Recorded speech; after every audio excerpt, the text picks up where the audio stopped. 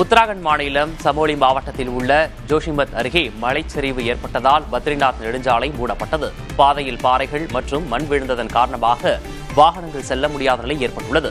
இது பத்ரிநாத் யாத்திரை செல்லும் பக்தர்களுக்கும் சுற்றுலா பயணிகளுக்கும் கடும் பாதிப்பை ஏற்படுத்தியுள்ளது. மலைச்சரிவின் போது யாரும் காயமடையவில்லை என்று அதிகாரிகள் தெரிவித்துள்ளனர். பாதையை சுத்தம் செய்யும் பணிகள் தீவிரமாக நடைபெற்று வருகின்றன.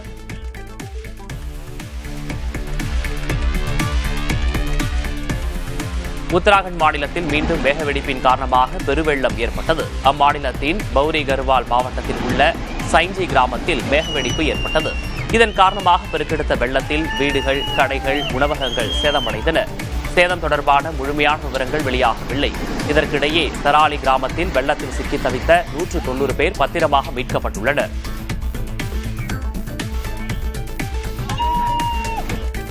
உத்தரகாசியில் ஏற்பட்ட மேகவெடிப்பு காரணமாக ரிஷிகேஷில் கங்கை நதியின் நீர்மட்டம் அபாய அளவை தாண்டியது. பரமார்ந்த நிகேதன் ஆசிரமத்தின் அருகே உள்ள பிரம்மாண்ட சிவன் சிலையை தொடும் அளவுக்கு நீர்மட்டம் உயர்ந்துள்ள காட்சிகள் இணையத்தில் வைரலாகி வருகின்றன.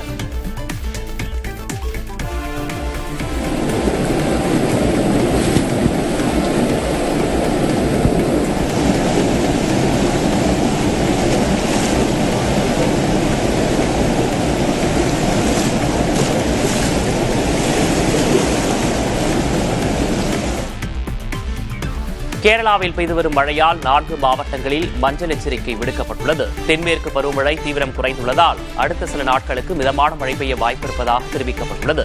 ரெட் அலர்ட் எச்சரிக்கை விடுக்கப்பட்டிருந்த நிலையில் மழையின் தீவிரம் குறைந்துள்ளதால் இடுக்கி, மலப்புரம், கண்ணூர் மற்றும் காசர்கோடு ஆகிய 4 மாவட்டங்களுக்கு மஞ்சள் எச்சரிக்கை விடுக்கப்பட்டுள்ளது. இதற்கிடையே மழை வெள்ள பாதிப்புகள் ஏற்பட்ட பகுதிகளில் நிவாரணப் பணிகள் நடந்து வருவதாக மாநில அரசு தரப்பில் தெரிவிக்கப்பட்டுள்ளது.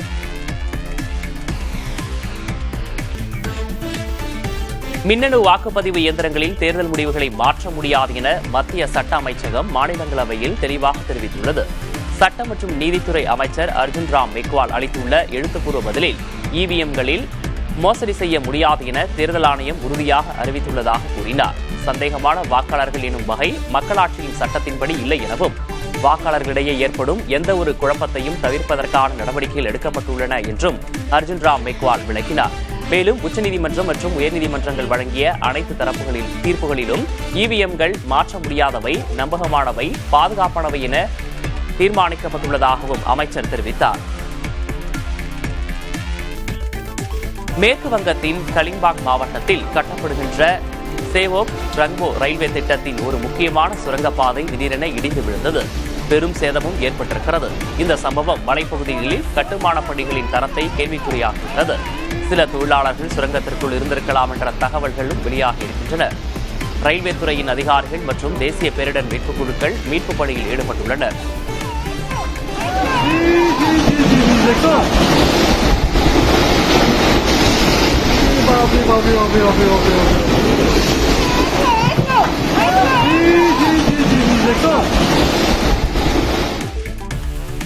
ரயில் பயணிகள் ஆன்லைனில் டிக்கெட் முன்பதிவு செய்யும் போது 45 பைசா கூடுதலாக செலுத்தினால் விபத்து காப்பீட்டை பெறலாம் என ரயில்வே அமைச்சர் அஸ்வினி வைஷ்ணவ் மக்களவையில் தெரிவித்தார். இதனை உறுதி செய்யப்பட்ட மற்றும் RSC டிக்கெட் பயணிகள் இதை தேர்வு செய்யலாம். காப்பீட்டு விவரங்கள் பயணிகளுக்கு SMS மற்றும் மின்னஞ்சல் மூலம் வழங்கப்படும். கடந்த 5 ஆண்டுகளில் இழப்பீடு கோரி 333 பேர் தாக்கல் செய்த கோரிக்கைகளுக்காக 27 கோடியே 22 லட்சம் ரூபாய் வழங்கப்பட்டுள்ளதாகவும் மத்திய அமைச்சர் தெரிவித்தார். டிஜிட்டல் மோசடிகள் அதிகரித்து வரும் நிலையில் சந்தேகத்திற்கிடமான குழுக்களில் சிக்குவதை தவிர்க்க சேஃப்டி ஓவர்வியூ என்ற ஒரு புதிய பாதுகாப்பு அம்சத்தை வாட்ஸ்அப் அறிமுகப்படுத்தியுள்ளது. இந்தியாவில் இந்த வாரம் அறிமுகமாகும் இந்த பாதுகாப்பு அம்சத்தால் பயனர்களுக்கு தொடர்பில்லாத நபர் ஒரு புதிய குழுவில் சேர்த்தால் அந்த குழு பற்றிய தகவல்களுடன் எச்சரிக்கை வரும் என தெரிவிக்கப்பட்டுள்ளது.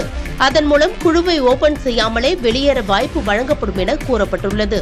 மோசடிகளை தடுக்கும் வகையில் இந்த ஆண்டு மட்டும் 68 லட்சம் போலி கணக்குகளை தடை செய்துள்ளதாக மெட்டா தெரிவித்துள்ளது. கம்போடியா போன்ற நாடுகளில் செயல்படும் ஆர்கனைஸ்டு ஸ்கேம் மையங்களும் தடை செய்யப்பட்டுள்ளதாக மெட்டா தெரிவித்துள்ளது. காகிதக்குழு விநாயகர் சிலைகளுக்கு பெயர் போன விழுப்புரம் ஐயன்கோவில் பட்டு கிராமத்தில் விநாயகர் சிலைகளுக்கு இறுதிக்கட்ட வர்ணம் பூசும் பணி மும்முரமாக நடைபெற்று வருகிறது. விநாயகர் சதுர்த்திக்கு 20 நாட்களே உள்ளதால் சிலைகள் தயாரிக்கும் பணிகளும் வேகம் எடுத்துள்ளன. சிலை செய்வதற்கான மூலப்பொருட்களின் விலை அதிகரித்துள்ளதால் தமிழ்நாடு அரசு தங்களுக்கு மானியத்தில் கடனுதவி அளிக்க வேண்டும் என சிலை தயாரிக்கும் தொழிலாளர்கள் வலியுறுத்துகின்றனர். பிரதோஷத்தையொட்டி தஞ்சை பெருவுடையார் கோயிலில் நந்தியம்பெருமானுக்கு சிறப்பு அபிஷேகம் நடைபெற்றது. மஞ்சள், தேன், பால், கரும்பு சாறு உள்ளிட்ட அபிஷேக பொருட்களால் நந்திக்கு சிறப்பு அபிஷேகம் செய்யப்பட்டது. பின்னர் மலர் அலங்காரம் செய்யப்பட்டு தீபாராதனை நடைபெற்றது. இதில் ஏராளமான பக்தர்கள் கலந்து கொண்டு சாமி தரிசனம் செய்தனர்.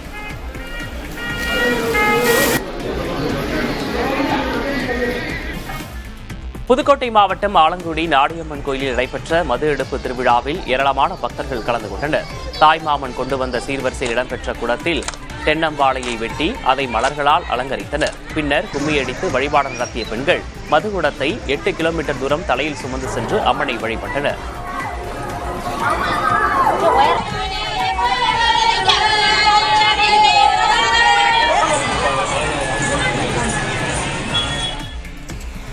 தூத்துக்குடி மாவட்டம் கோவில்பட்டியில் புனித பரலோக மாதா பேராலயத்தின் விண்ணேற்பு பெருவிழா கொடியேற்றத்துடன் தொடங்கியது. இதையொட்டி ஆலயத்தின் முன் கொடிமரம் நடப்பட்டு மிக்கேல் அதிதூதரின் திருவுருவ பவனி நடைபெற்றது. ஜபமாலை தோட்டத்திலிருந்து கொடிகள் பவனியாக தேவாலயத்துக்கு கொண்டு வரப்பட்டன. கொடிமரத்தின் முதலாவதாக திருத்தல கொடியும் பின்னர் கிறிஸ்தவர்கள் கொண்டு வந்த வண்ண கொடிகளும் ஏற்றப்பட்டன.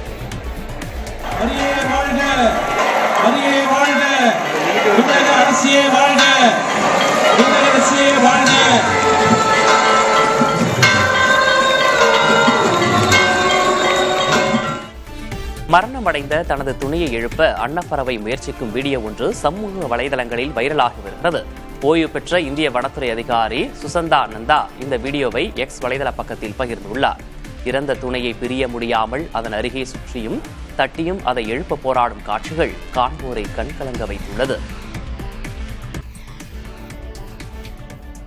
கர்த்திய பவன் என்ற பெயரில் மத்திய அரசு துறைகளுக்காக கட்டப்பட்டுள்ள புதிய கட்டடத்தை பிரதமர் நரேந்திர மோடி திறந்து வைத்தார். இதில் மத்திய உள்துறை, வெளியுறவுத்துறை, கிராமப்புற வளர்ச்சி, சிறு குறு தொழில்கள் உள்ளிட்ட துறை அலுவலகங்கள் அமைந்துள்ளன. தற்போதுள்ள கட்டடங்கள் 50 ஆண்டுகளுக்கு மேல் பழமையானவை என்ற நிலையில் அவை புதிய கட்டடங்களுக்கு மாற்றப்பட்டுள்ளன. இதேபோல மேலும் 2 கட்டடங்கள் கட்டப்பட்டு வரும் நிலையில் அப்பணிகள் அடுத்த மாதம் நிறைவடைய உள்ளது. இந்த புதிய கட்டடங்களில் மற்ற அமைச்சக அலுவலகங்களும் மாற்றப்படும் என தெரிவிக்கப்பட்டுள்ளது. கர்த்திய பவன் 1, 2, 3 என்ற பெயர்களில் மத்திய தலைமைச் செயலக கட்டடங்கள் கட்டப்பட்டு வருகின்றன. இதில் பிரதமருக்கான புதிய வீடு கட்டும் திட்டமும் அடங்கும். ராகுல் காந்திக்கு எதிராக பல்வேறு அவதூறு வழக்குகள் நிலுவையில் உள்ள நிலையில் 2 வழக்குகளில் அவருக்கு பிணை கிடைத்துள்ளது. சாவர்கர் குறித்து அவர் பேசியதற்காக தொடரப்பட்ட வழக்கில் நாசிக் நீதிமன்றம் பிணை வழங்கியது. அமித்ஷா தொடர்பான அவதூறு வழக்கில் ஜார்க்கண்ட் நீதிமன்றம் அவருக்கு பிணை வழங்கியுள்ளது. பிரதமர் மோடியின் பெயரை வைத்து விமர்சித்த வழக்கில் உச்சநீதிமன்றம் ராகுலின் தண்டனைக்கு தடை விதித்ததால் அவரது எம்பி பதவி பறிக்கப்பட்டது. எனினும் தண்டனை நிறுத்தி வைக்கப்பட்ட பிறகு நாடாளுமன்ற உறுப்பினர் பதவி மீண்டும் வழங்கப்பட்டது. ராகுல் காந்தி மீதான இதர அவதூறு வழக்குகள் நிலுவையில் உள்ளன.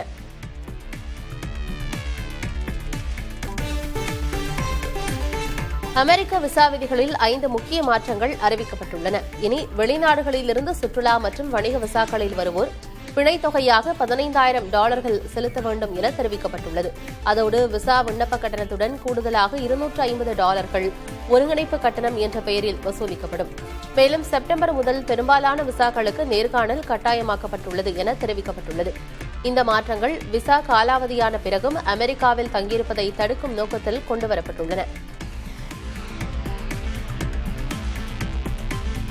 அமெரிக்காவின் வாஷிங்டனில் உள்ள மைக்ரோசாப்ட் நிறுவனத்தில் மேலும் பலரை பணிநீக்கம் செய்து அதன் நிர்வாகம் நடவடிக்கை எடுத்துள்ளது. செயற்கை நுண்ணறிவு துறையில் அதிக முதலீடு செய்து வரும் நிலையில் நிறுவனத்தின் மறுசீரமைப்புக்காக இந்த நடவடிக்கை எடுக்கப்பட்டுள்ளதாக மைக்ரோசாப்ட் தெரிவித்துள்ளது. தொடர்ந்து பணிநீக்க நடவடிக்கைகளில் ஈடுபட்டு வரும் மைக்ரோசாப்ட் நிறுவனம் நடப்பாண்டு வாஷிங்டனில் மட்டும் 3100க்கும் மேற்பட்டோரை பணியிலிருந்து நீக்கியுள்ளது குறிப்பிடத்தக்கது.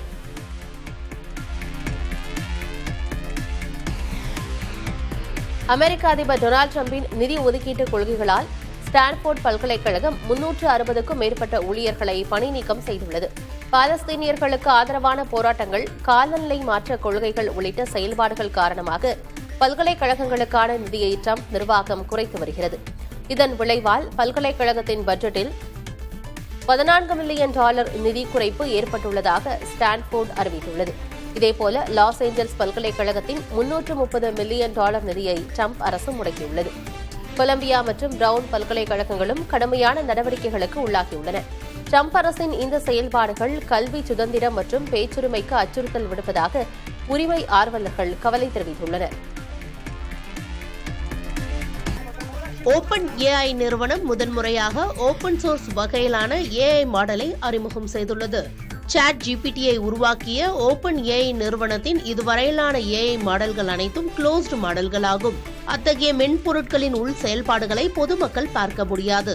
இதனிடையே சில மாதங்களுக்கு முன்பு சீனாவை சேர்ந்த டீப்சிக் நிறுவனம் வெளியிட்ட ஓபன் சோர்ஸ் ஏஐ சாட்பாட் சர்வதேச அளவில் கவனம் பெற்றது. ஓபன் சோர்ஸ் மென்பொருளை மக்கள் இலவசமாக பயன்படுத்தலாம். மேலும் தங்கள் விருப்பத்திற்கு ஏற்ப மாற்றி அமைத்துக் கொள்ளவும் முடியும். போட்டி சூழல் அதிகரித்த நிலையில் தற்போது ஓபன் ஏஐ நிறுவனம் 2 ஓபன் வெயிட் ஏஐ மாடலை வெளியிட்டுள்ளது. இது ஓபன் ஏஐ நிறுவனத்தின் அணுகுமுறையில் பெரிய மாற்றமாக பார்க்கப்படுகிறது. இவ்வளவு ஆண்டுகளாக க்ளோஸ்டு மாடல்களை வெளியிட்டு வந்த ஓபன் ஏஐ தற்போது ஓபன் மாடல்களை வெளியிட்டிருப்பது ஏஐ பயன்பாட்டை இன்னும் பரவலாக்க செய்யும் என்று கூறுகின்றனர். மத்திய ஆப்பிரிக்காவில் வசிக்கும் அகா பழங்குடியின மக்கள் உலகிலேயே சிறந்த தந்தையர்களாக அறியப்படுகின்றனர். இந்த சமூகத்தைச் சேர்ந்த ஆண்கள் தங்கள் குழந்தைகளுடன் நாள் ஒன்றுக்கு கிட்டத்தட்ட 47% நேரத்தை செலவிடுவது ஆய்வில் தெரியவந்துள்ளது. குழந்தைகளுடன் அதிக நேரம் செலவிடும் தந்தைகள் அதிகமுள்ள சமூகமாக அகா பழங்குடியின சமூகம் உள்ளது. இந்த சமூகத்தில் பாலின பாகுபாடு இல்லாமல் ஆண்களும் பெண்களும் சமமாக குழந்தைகளை கவனித்துக் கொள்வது வழக்கம். குழந்தை பசியால் அழும்போது தாய் இல்லாத நேரத்தில் தந்தைகள் குழந்தைகளை சமாதானப்படுத்துவதற்காக தங்கள் மார்பகங்களை கொடுப்பது இவர்களின் தனித்துவமான பழக்கம். இந்த அன்பும் சமத்துவமும் அகா சமூகத்தின் தந்தை குழந்தை உறவை மிகவும் வலுப்படுத்துவதாக அமைந்துள்ளன. தமிழ்நாடு பட்ஜெட்டில் அறிவிக்கப்பட்டபடி உணவு டெலிவரி செய்யும் தொழிலாளர்களுக்கு இருசக்கர வாகனம் வாங்குவதற்கு மானியம் குறித்த அரசாணை வெளியிடப்பட்டுள்ளது. அதன்படி 2000 பேருக்கு தலா 20,000 ரூபாய் மானியம் வழங்குவதற்காக 4 கோடி ரூபாய் ஒதுக்கீடு செய்து அரசாணை வெளியிடப்பட்டுள்ளது. திட்டம் விரைவில் செயல்படுத்தப்படும் என்று எதிர்பார்க்கப்படுகிறது. மலையாள நடிகை ஸ்வேதா மேனன் மீது வழக்கு பதிவு செய்யப்பட்டுள்ளது. பணம் சம்பாதிக்கும் நோக்கில் அவர் ஆபாச படங்களில் நடித்ததாக எழுந்த புகாரில் நடிகை மீது வழக்கு பதிவு செய்ய எர்ணாகுளம் நீதிமன்றம் உத்தரவிட்டது.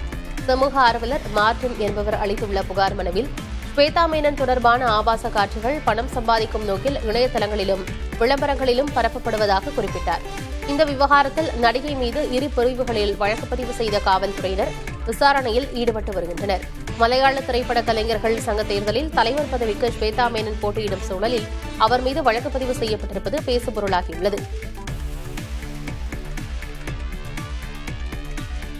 நடிகராக மட்டுமல்லாமல் மோட்டார் ரேசிங்கிலும் தனக்கென ஒரு இடத்தை பெற்றுள்ள அஜித்குமார் தலைமையிலான அஜித்குமார் ரேசிங் டீமில் இந்தியாவின் முதலாவது ஃபார்முலா 1 ரேசராக பெயர் பெற்ற நரேன் கார்த்திகேயன் இணைந்துள்ளார். ஏசியன் லீமேன் சீரிஸ் பன்னாட்டு ரேசிங் தொடரில் இந்தியாவை பிரதிநிதித்துவப்படுத்தும் வகையில் இருவரும் ஒரே அணியில் சேர்ந்துள்ளனர். இது ரசிகர்கள் மற்றும் இந்திய ரேசிங் உலகிற்கு பெரும் வரவேற்பாக அமைந்துள்ளது. நரேன் கார்த்திகேயன் தனது அணியில் இணைவது ஒரு மிகப்பெரிய மரியாதை என்றும் அவருடன் ஒரே அணியில் போட்டியிடுவது தனக்கு பெருமை எனவும் அஜித்குமார் கூறியுள்ளார். அஜித்துடன் இணைந்து ரேஸ் செய்யும் வாய்ப்பு கிடைத்ததில் மிகவும் உற்சாகமாக உள்ளதாக நரேன் கார்த்திகேயன் தெரிவித்துள்ளார். ஈரோடு மாவட்டம் தாழவாடி அருகே கரும்பு ஏற்றிச் சென்ற லாரியை நிறுத்திய யானை லாரியில் இருந்த கரும்பை எடுத்துச் சென்ற காட்சிகள் வெளியாகியுள்ளன. கும்டாபுரத்திலிருந்து சத்தியமங்கலத்துக்கு கரும்புகளுடன் லாரி சென்று கொண்டிருந்தது. அப்போது அந்த சாலையில் வந்த யானை லாரியை வழிமறித்ததோடு கரும்பை எடுத்துச் சென்றது.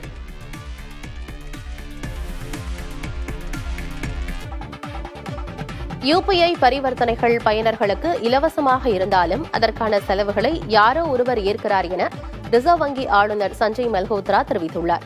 யுபிஐயின் செயல்பாட்டு செலவுகளை யார் ஏற்க வேண்டும் என்பதை அரசாங்கம் முடிவு செய்யும் என்றும் கூறினார். சில வங்கிகள் வணிகர்கள் மீது விதிக்கும் டிஜிட்டல் பரிவர்த்தனைக்கான கட்டணம் யுபிஐ பயன்படுத்தும் மக்கள் மீது சுமத்தப்படுமா என்று செய்தியாளர்கள் கேள்வி எழுப்பினர். யுபிஐ பொதுமக்களுக்கு இலவசமாகவே தொடரும் என்று Sanjay Malhotra விளக்கமளித்தார்.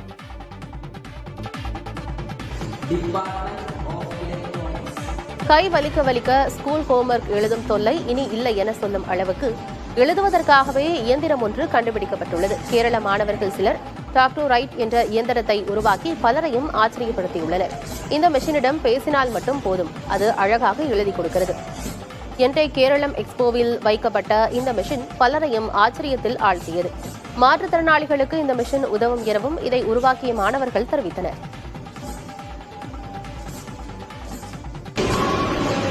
Department of Electronics.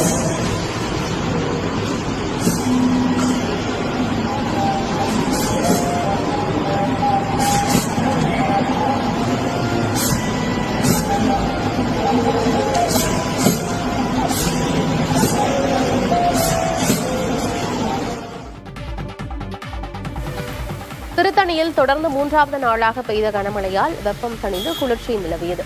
Tiruvallur மாவட்டம் திருத்தணி மற்றும் அதன் சுற்றுவட்டார பகுதிகளில் நேற்றிரவு பலத்த மழை பெய்தது. இதனால் சாலைகளில் மழைநீர் பெருக்கெடுத்து ஓடியது.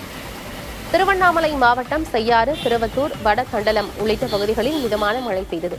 கடந்த சில நாட்களாக வெயில் சுட்டரித்த நிலையில் மழை பெய்ததால் வெப்பம் தணிந்தது.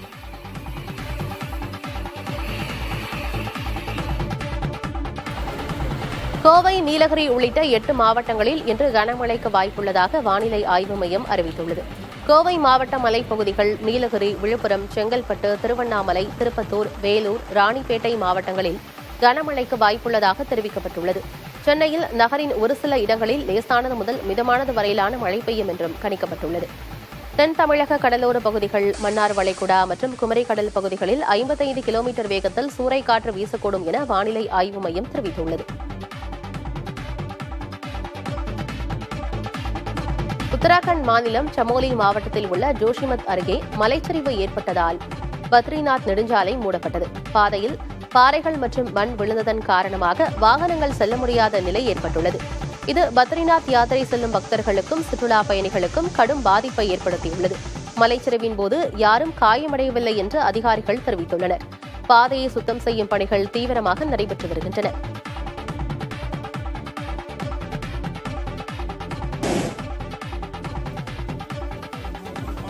உத்தரப்பிரதேசத்தில் கனமழை வெள்ளத்தால் பாதிக்கப்பட்ட மக்களிடம் அமைச்சர் ஒருவர் பேசிய கருத்துக்கள் சர்ச்சையாகி வருகின்றன. கங்கை மற்றும் யமுனை ஆற்றில் பெருக்கெடுக்க வெள்ளத்தால் பிரயாக்ராஜ், வாரணாசி, கான்பூர் உள்ளிட்ட பகுதிகள் கடுமையாக பாதிக்கப்பட்டுள்ளன. பாஜக கூட்டணி கட்சியான நிஷாத் கட்சி தலைவரும் மீன்வளத்துறை அமைச்சருமான சஞ்சய் நிஷாத் வெள்ள பாதிப்புகளை பார்வையிடச் சென்றார். பாதிக்கப்பட்ட பெண்களிடம் பேசிய அவர், கங்கை மாதா உங்கள் வீடு தேடி வந்து பாதங்களை சுத்தம் செய்துள்ளதாகவும் இது உங்களை நேரடியாக சொர்க்கத்துக்கு அழைத்துச் செல்லும் என்றும் கூறினார். இதில் அதிருப்தி அடைந்த பெண்கள் கங்கையின் ஆசையை நீங்களே வைத்துக் கொள்ளுங்கள் என பதிலளித்துள்ளனர். பாதிக்கப்பட்டோருக்கு ஆறுதலாக இருக்காமல் அதிருப்தியை ஏற்படுத்திய வீடியோ சமூக வலைதளங்களில் வைரலாகி வருகிறது. அமெரிக்காவின் வாஷிங்டனில் உள்ள மைக்ரோசாப்ட் நிறுவனத்தில் மேலும் பலரை பணி நீக்கம் செய்து அதன் நிர்வாகம் நடவடிக்கை எடுத்துள்ளது. செயற்கை நுண்ணறிவு துறையில் அதிக முதலீடு செய்து வரும் நிலையில் நிறுவனத்தின் மறுசீரமைப்புக்காக இந்த நடவடிக்கை எடுக்கப்பட்டுள்ளதாக மைக்ரோசாப்ட் தெரிவித்துள்ளது. தொடர்ந்து பணி நீக்க நடவடிக்கைகளில் ஈடுபட்டு வரும் மைக்ரோசாப்ட் நிறுவனம் நடப்பாண்டு வாஷிங்டனில் மட்டும் 3100க்கும் மேற்பட்டோரை பணியிலிருந்து நீக்கியுள்ளது குறிப்பிடத்தக்கது.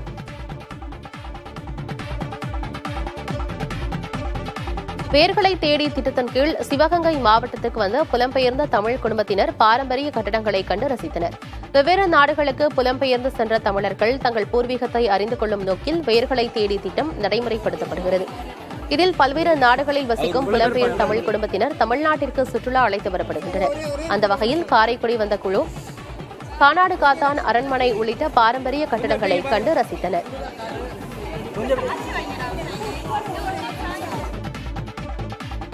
திருப்பூர் மாவட்டம் காங்கேயம் ராஜீவ் நகர் பகுதியில் நாய் குரைத்ததால் ஏற்பட்ட தகராறில் தந்தைக்கும் மகனுக்கும் கத்திக்குத்து விழுந்துள்ளது.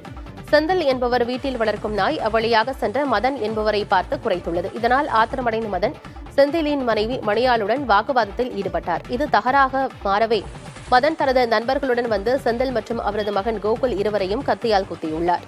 இதில் படுகாயமடைந்த இருவரும் மருத்துவமனையில் அனுமதிக்கப்பட்டுள்ளனர். இச்சம்பவம் தொடர்பாக மதன் உட்பட 4 பேர் கைது செய்யப்பட்டனர்.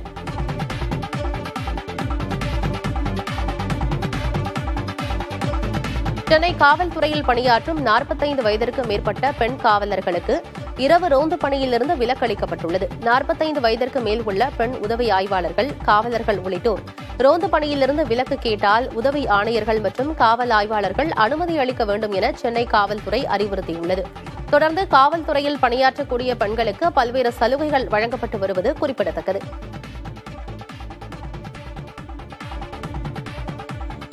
சென்னை மூலக்கடையில் அட்டை தயாரிக்கும் ஆலையில் ஏற்பட்ட பயங்கர தீ விபத்தில் பல லட்சம் ரூபாய் மதிப்புள்ள பொருட்கள் எரிந்து சேதமடைந்தன. மூலக்கடை டீச்சர்ஸ் காலனியில் உள்ள அட்டை தயாரிக்கும் ஆலையில் வைக்கப்பட்டிருந்த 3 சிலிண்டர்கள் வெடித்து சிதறின. இதனால் பற்றிய தீ கொழுந்துவிட்டு எரிந்தது. தகவல் அறிந்து வந்த தீயணைப்புத்துறை வீரர்கள் நீண்ட நேரம் போராடி தீயை கட்டுக்குள் கொண்டு வந்தனர்.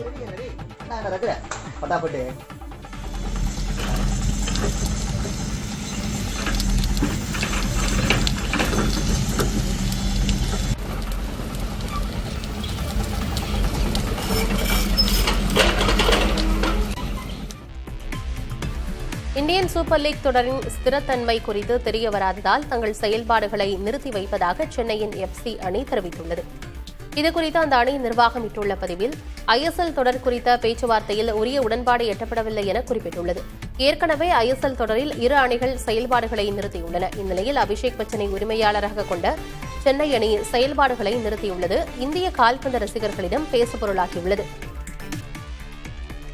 பஞ்சாபில் நடைபெற்ற ரக்ஷாபந்தன் விழாவில் பங்கேற்ற பெண்கள் பிரதமரின் சிலைக்கு ராக்கி கட்டி மகிழ்ந்தனர்.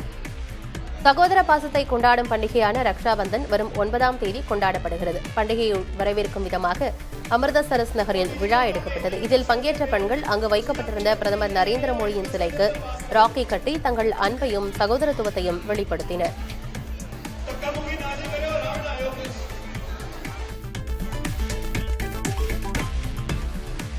அருந்ததி ராயின் அசாடி, ஏஜி நூரானியின் தி காஷ்மீர் டிஸ்பியூட் உட்பட 25 நூல்களுக்கு ஜம்மு காஷ்மீரில் தடை விதிக்கப்பட்டுள்ளது. துணைநிலை ஆளுநரின் கட்டுப்பாட்டில் உள்ள உள்துறை இந்த தடையை விதித்துள்ளது. தடை செய்யப்பட்டுள்ள புத்தகங்கள் தவறான தகவல்களை பரப்புவதாகவும், பயங்கரவாதத்தை ஊக்குவிப்பதாகவும், தேசத்திற்கு எதிராக வன்முறையை தூண்டுவதாகவும் உளவுத்துறை அறிக்கைகள் கூறுவதால் இந்த நடவடிக்கை எடுக்கப்பட்டுள்ளதாக கூறப்படுகிறது.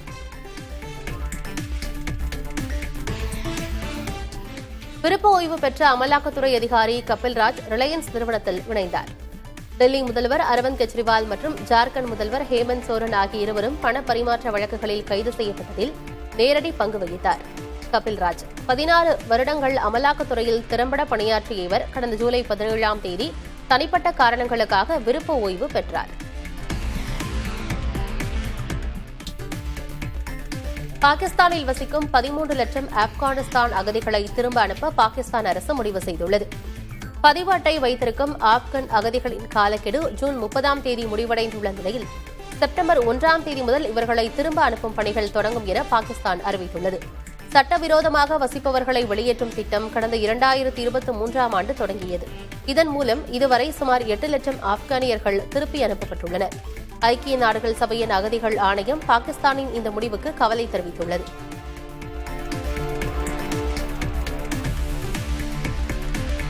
அமெரிக்க விசா விதிகளில் 5 முக்கிய மாற்றங்கள் அறிவிக்கப்பட்டுள்ளன. இனி வெளிநாடுகளில் இருந்து சுற்றுலா மற்றும் வணிக விசாக்களில் வருவோர் பிணைத் தொகையாக $15,000 செலுத்த வேண்டும் என தெரிவிக்கப்பட்டுள்ளது. அதோடு விசா விண்ணப்ப கட்டணத்துடன் கூடுதலாக $250 ஒருங்கிணைப்பு கட்டணம் என்ற பெயரில் வசூலிக்கப்படும். மேலும் செப்டம்பர் முதல் பெரும்பாலான விசாக்களுக்கு நேர்காணல் கட்டாயமாக்கப்படும் என தெரிவிக்கப்பட்டுள்ளது. இந்த மாற்றங்கள் விசா காலாவதியான பிறகும் அமெரிக்காவில் தங்கியிருப்பதை தடுக்கும் நோக்கத்தில் கொண்டுவரப்பட்டுள்ளன.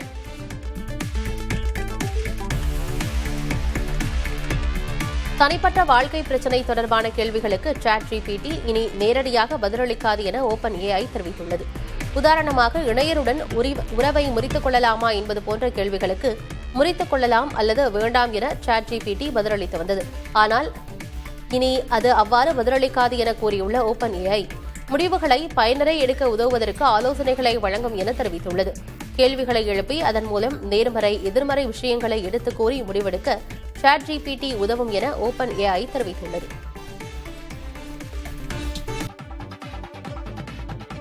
சென்னையில் பழம்பெரும் நடிகை எம்என் ராஜமை நேரில் சந்தித்து முதலமைச்சர் ஸ்டாலின் பிறந்தநாள் வாழ்த்து தெரிவித்தார். அண்மையில் 90வது பிறந்தநாளை கொண்டாடிய எம்என் ராஜம் முதல்வர் ஸ்டாலினை சந்திக்க வேண்டும் என விருப்பம் தெரிவித்திருந்தார். இதையறிந்த முதலமைச்சர் ஸ்டாலின் சென்னை அடையாறில் உள்ள எம்என் ராஜமின் இல்லத்திற்கு சென்று அவரை நேரில் சந்தித்தார்.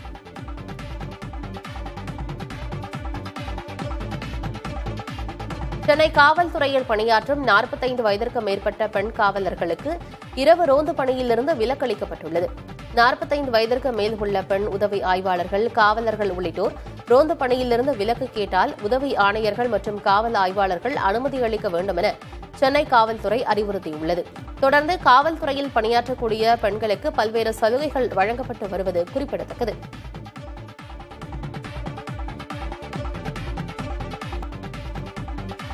சென்னை மெட்ரோ ரயில் திட்டத்தின் 2ஆம் கட்டத்திற்கு 3000 கோடி ரூபாய் நிதி விடுவிக்கப்பட்டுள்ளதாக மத்திய அரசு தெரிவித்துள்ளது.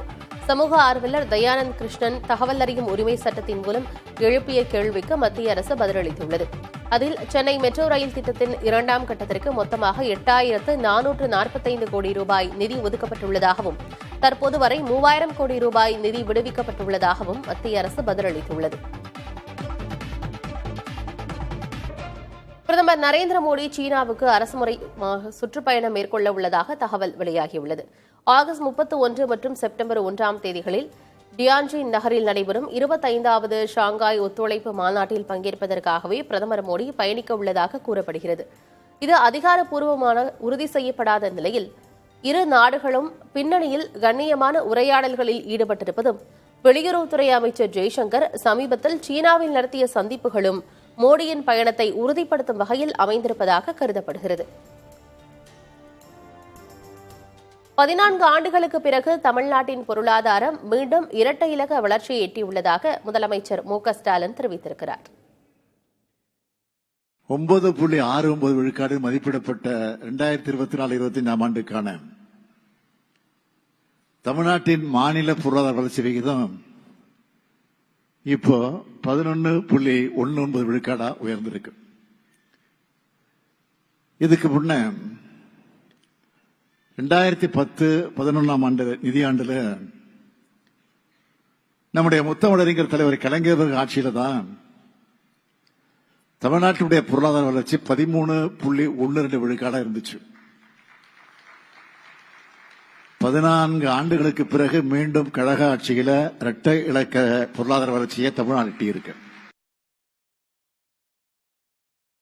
திமுகவை பற்றி தாங்கள் பேசினால் கம்யூனிஸ்ட் கட்சிக்கு ஏன் வலிக்கிறது என அதிமுக பொதுச் செயலாளர் பழனிசாமி கேள்வி எழுப்பியுள்ளார்.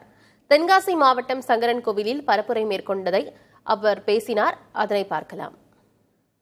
திமுக கூட்டணியில் அங்கம் வைக்கின்ற கட்சிகள்லாம் திமுகவுக்கு ஜாலர போடுது. ஒன்னா கூட்டணியில் இடம்பெற்றிருக்கிற கட்சி ஆளுங்கட்சின்னு சொல்லுங்க, இல்லையா எதிர்கட்சினா மக்களுடைய பிரச்சனையை பேச வேணும். சட்டமன்றத்திலையும் பேசுறது இல்ல, வெளியிலையும் பேசுறது இல்ல. ஆனா திராவிட முன்னேற்ற கழகத்தை பற்றி நாங்கள் ஏதாவது விமர்சனம் பண்ணா உடனடியா பேப்பர்ல அவர்கள் எங்களை பற்றி விமர்சனம் பண்றாங்க.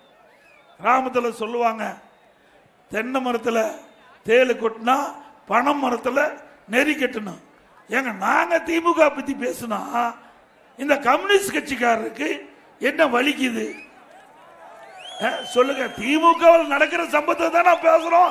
இன்ன வரைக்கும் திமுக சம்பவத்தால பேசிட்டு இருக்கிறேன். இதுல ஏதாவது தவறா பேசியிருக்கிறேன்னா இன்றைக்கு இந்த அவல ஆட்சியில் ஏற்படுகின்ற மக்களுக்கு ஏற்படுகின்ற துன்பத்தை பத்தி பேசுறோம். நீங்களும் பேச மாட்டேங்கிறீங்க, பேசுறவங்களையும் விட மாட்டேங்கிறீங்க. எப்பதான் நாட்டு மக்களை காப்பாற்றுவது?